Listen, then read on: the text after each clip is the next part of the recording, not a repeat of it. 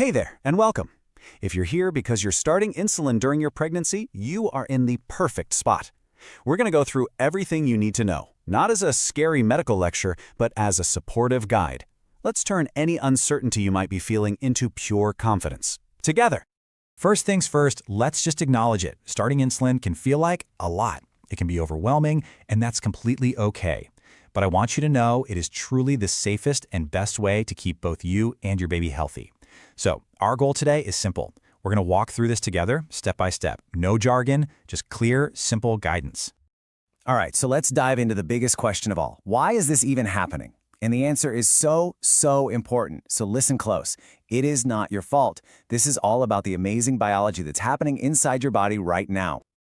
I bet you're thinking something like, but I was doing everything right. Why do I suddenly need insulin now? It is a totally valid question, and the answer is actually pretty cool. It's because your body is doing exactly what it's supposed to do during pregnancy. It all boils down to something called insulin resistance.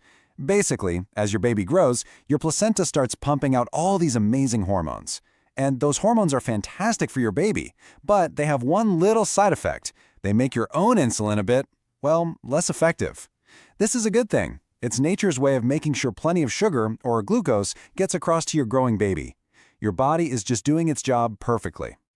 And that's exactly why insulin is the gold standard treatment here. It's safe, it's super effective, and here's the best part. It does not cross the placenta. It helps your body handle your blood sugar without ever reaching your baby. It's the perfect solution. I want you to really let this sink in. Read it with me. Needing more insulin isn't a failure. It's your body doing exactly what it should to support your baby's growth. This isn't a sign you did something wrong. It's a sign your body is working hard and prioritizing your baby just as it should. Okay, so what does using insulin actually look like? Well, I want you to think of it not as just one medicine, but as a dedicated little team, working for you 24/7. On this team, you've got two main players. First, there's your basal insulin. Think of this as the foundation.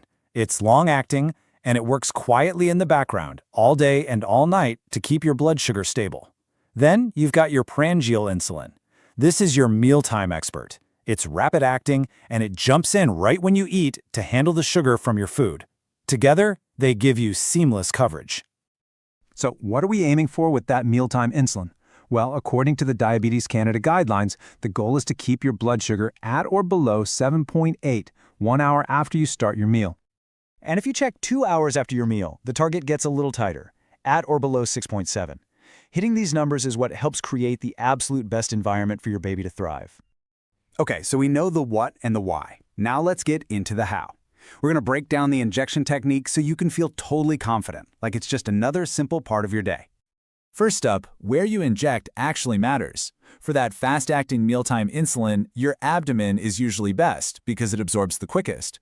But for your long-acting basal insulin, the thighs or buttocks are perfect because they let it absorb more slowly and steadily. Now the most important rule of all? Rotate your sites. Seriously, move your injection spot by at least a finger width each time.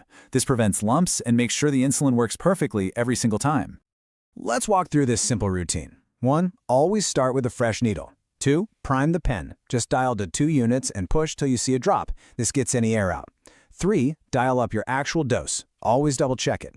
4. Inject straight in at a 90-degree angle. 5, and this is a big one, keep the button pressed and count to 10. Slowly. And finally, 6. Safely dispose of the needle. I promise this will become second nature faster than you think. Let's just focus on that counting step for a second, because it is the #1 game changer. That slow count to 10 while you're still holding the button down is what makes sure you get every last drop of your dose. It's a tiny detail, but it makes all the difference. All right, you've got the technique down. Now, let's talk about those little what-if questions that might be buzzing around in your head. Knowing exactly what to do in any situation, that's where real confidence comes from. The most common what-if, of course, is about low blood sugar, which is also called hypoglycemia. It's something to be aware of for sure, but the good news is that it's completely manageable when you know the signs and have a plan. So the first step is just learning to listen to your body. It'll usually give you some warning signs. You might feel shaky or sweaty or maybe a bit dizzy. Some people feel their heart beat faster or they suddenly feel really irritable for no reason. These are all clues that your sugar might be dipping below 4.0, and it's time to act. And here is your action plan. It's called the 15-15 rule, and it's super easy to remember. Step 1, have 15 grams of fast-acting carbs. Think half a cup of juice or a few glucose tablets. Step 2, wait 15 minutes. This is key. Don't eat more, just wait. Step 3, recheck your sugar. If it's still low, you just repeat the process.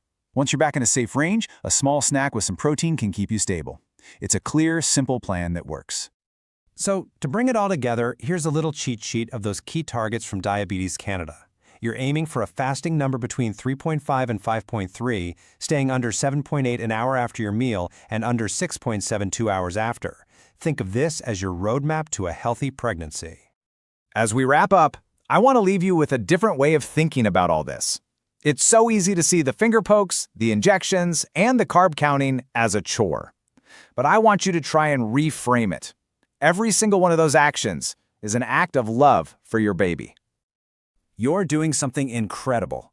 You are not just managing a condition, you are mastering a skill that is giving your baby the best possible start in life. So the real question isn't if you can do this, it's, are you ready to own this journey with the confidence you absolutely deserve? Because you've got this, you really, really do.